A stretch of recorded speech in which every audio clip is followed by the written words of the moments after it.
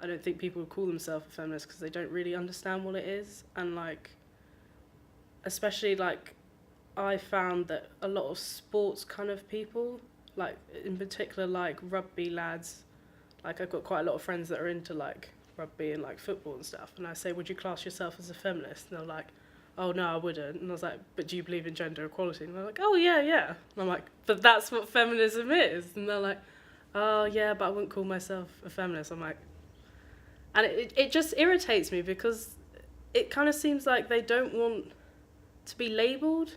I can understand like some people don't like the idea of labels and stuff, but feminism is crucial in your life. Like, it's a part of your life whether you realise it or not. Like, feminism is gender equality. Like, if you believe in that, then why should you deter from that definition?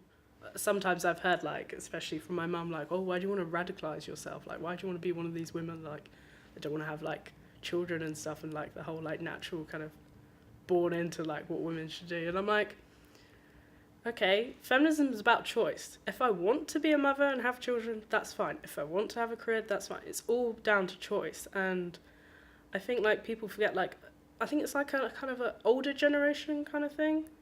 Because, like, obviously they brought up with the idea of starting a feminism and, like, this whole radicalising women burning their bras to liberate themselves and, like, trashing, like, buildings and storming in, doing, like, really, like, dramatic things. So I think, like, and that's purely down to what they grew up in, and then they don't want to educate themselves into seeing what actually feminism is now.